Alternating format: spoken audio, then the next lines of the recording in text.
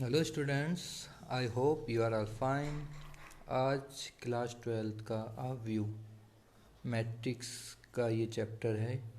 ठीक है, तो इसको ये चैप्टर 3 है और आपके बुक का।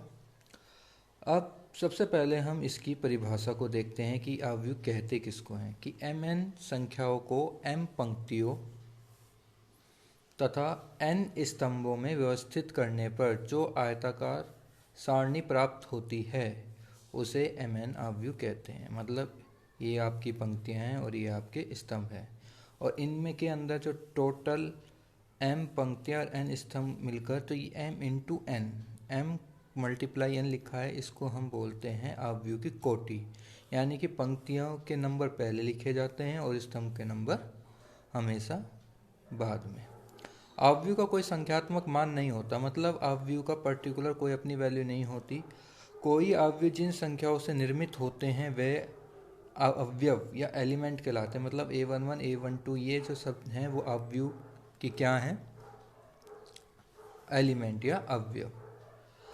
अगर आव्यूह में n स्तंभ और m पंक्तियां हों तो जो मैंने आपको बताया था कि ये क्या होगा, m इंटू n कोटि का आव्यूह कहते हैं। अब सपोज एक एग्जांपल है आपका, इसमें ये क्वेश्चन आपको मैंने यहाँ लिख रखे हैं कि ए में कितनी पंक्तियाँ हैं, कितने स्तंभ हैं, इसका क्रम क्या होगा और कितने अवयव हैं। तो एक एक पर्टिकुलर का आंसर लेके चलते हैं। अब पंक्तियाँ इसमें कितनी हैं,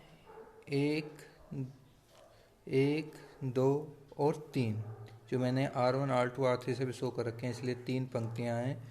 और 1 2 3 4 आपके स्तंभ है जिसको हम कॉलम लिखते हैं और इसको जो डिनोट करते हैं वो C1 C2 C3 C4 में। क्रम हमेशा ध्यान रखना कि पहले हम पंक्तियाँ लेते हैं फिर स्तंभ, तो इसलिए क्या हो गया, इसका क्रम 3/4। और अवयव क्या हो गया, इनकी मल्टीप्लाई करके 3 × 4 को कितना आ गया, 12। क्षैतिज आव्यूह ध्यान रखना है कि जिसमें कॉलम की वैल्यू ज़्यादा हो और रो की कम। तो इसका ये जो एग्जांपल है वो ये है, ये वाला कि 2 3। अब इसमें जो कॉलम है वो 3 हैं और रो केवल 2 हैं। ऊर्ध्वाधर में रो पंक्तियां ज़्यादा होंगी और कॉलम कम। वर्ग आव्यूह में रो और कॉलम दोनों इक्वल होंगे। विकर्ण आव्यूह में केवल विकर्ण के नंबर होंगे, मतलब विकर्ण में ही नंबर लिखे होंगे, बाकी में के एलिमेंट की जगह वहाँ 0 होगा। पंक्ति आव्यूह केवल जिसमें एक पंक्ति हो तो एक, तो इसको यहाँ जो लिखा जाएगा वो क्या है, 1 × 3, क्योंकि एक पंक्तियाँ है और 3 कॉलम है। और स्तंभ में जो होगा वो आपका 3/1, मतलब 3 पंक्तियाँ और एक स्तंभ। तो पहले हमेशा ध्यान रखना है पंक्ति लिखी जाती है उसके बाद स्तंभ। यदि एक आव्यूह में 12 अवयव हैं तो ये एक क्वेश्चन है आपके बुक का ही कि तो उस आव्यूह के सभी क्रम को ज्ञात कीजिए। तो उसके क्रम के पहले हम फैक्टर कर लेते हैं, वो 3 × 4 4 × 3 दोनों में से कुछ भी हो सकता है, या 6 × 2 2 × 6 भी हो सकता है, 12 × 1 और 1 × 12। तो इतनी तरीक़ों से, इतने मेथड से हम उस आव्यूह को प्रदर्शित कर सकते हैं अगर उसके अंदर 12 अवयव हैं।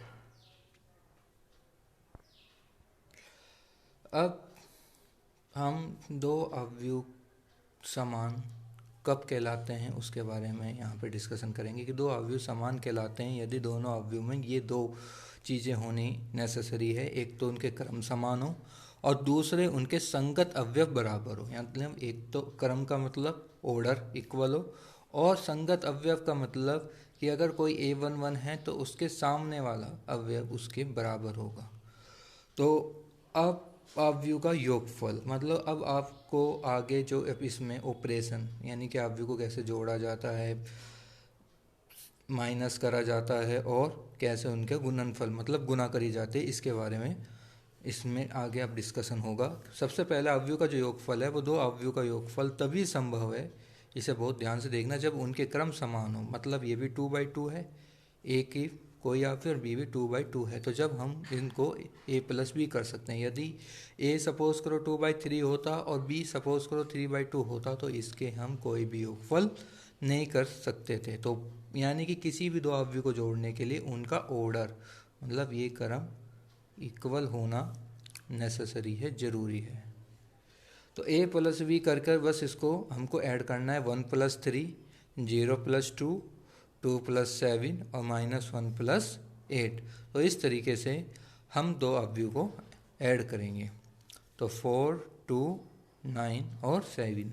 अब योगफल के नियम क्या हैं, मतलब इसमें कौन कौन से रूल प्रॉपर्टीज़ लगती हैं। सबसे पहले ये क्रम विनिमय नियम को के अकॉर्डिंग के क्रम विनिमय नियम को अप्लाई करता है, मतलब लागू होता है। इसमें a + b + c के इक्वल होता है। साचार्य नियम, अगर कोई 3 अवयव हैं तो पहले 2 का अवयव का योग तीसरे योग के करने पर वो वही आएगा जो लास्ट के 2 अवयव को जोड़कर पहले के साथ पहले फर्स्ट a के अवयव को जोड़कर जो है, मतलब कि ये दोनों LHS और RHS की वैल्यू, चाहे हम a + b को पहले जोड़ें या b + c को पहले जोड़ें, उनकी वैल्यू हमेशा इक्वल आएगी। योज्य तस्मक किसको बोलते हैं कि ऐसा अवयव कि जिसमें कुछ ऐड करें तो वो उस पर कोई फर्क इफेक्ट ना पड़े। तो वो क्या है कि a + 0 = a, यानी कि अब इसमें a + 0 में 0 अवयव बोलते हैं, तो 0 अवयव को जोड़ा तो a, यानी कि उस अवयव की वैल्यू सेम वही रही जो पहले थी।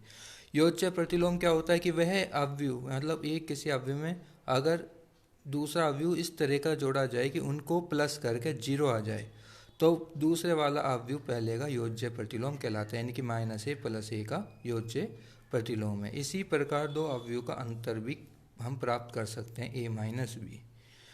और a - b में ध्यान रखना है कभी भी क्रम विनिमय नियम नहीं लागू होता, ना साचार्य नियम इसमें लागू हो पाता है। क्यों? वाई? क्योंकि इसमें a - b को अगर हम पहले करेंगे फिर -c को घटाएंगे तो उसकी जो वैल्यू होगी वो b - c को करने के बाद अगर हम a से माइनस करेंगे तो उसके वो इक्वल नहीं आएगा।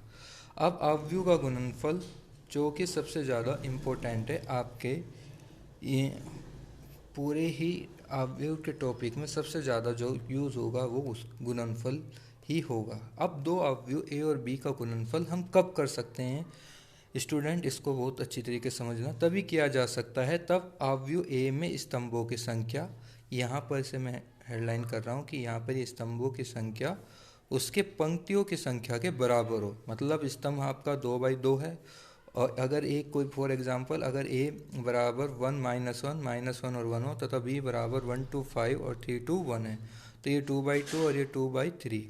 तो इसका जो c है, मतलब पहले हमेशा मैंने आपको बताया कि पहले रो आना है उसके बाद कॉलम है, तो इसका कॉलम इसके आर के अगर इक्वल होगा तो जब भी इनमें गुणनफल संभव होगा। तो ए भी अब देखो किस तरह करना है कि पहले ए की लेनी है रो और बी का लेना है कॉलम। तो 1/1 -1 × 3, मतलब पहली रो को इसे हम R1 कह रहे हैं और ये हम C1। तो यहाँ पर हम क्या कर रहे हैं R1 और C1, मतलब रो और कॉलम की गुना। यहाँ हम R1 और C2 और ये होगा R1 और C3। तो इस तरह से तो पहली रो पहला कॉलम लेकर ये फर्स्ट A11 बन जाएगा, पहली रो दूसरा कॉलम लेकर A12, पहली रो और तीसरा कॉलम लेकर A13। इसी तरह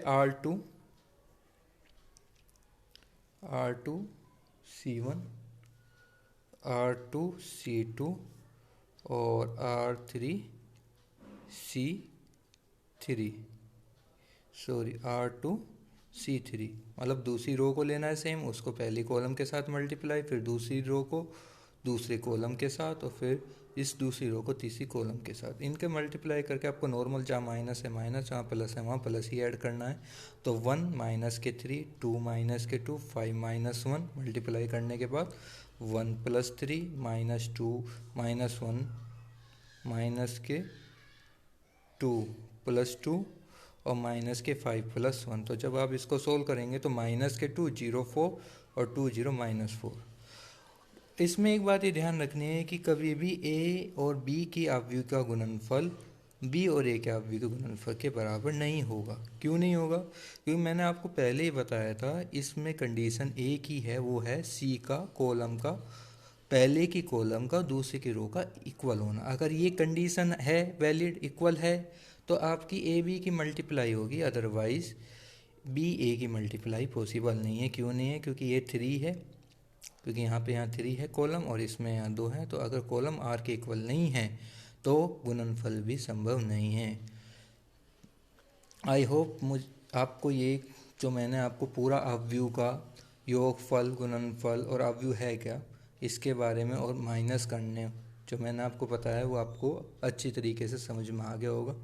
आप इस चैनल को सब्सक्राइब करें। आपको इस तरह की वीडियो, आपके अब एक्सरसाइज स्टार्ट होगी, वो वीडियो भी आपको जल्दी ही मिलेगी। तो thank you so much students for your kind attention for this video. Thank you so much.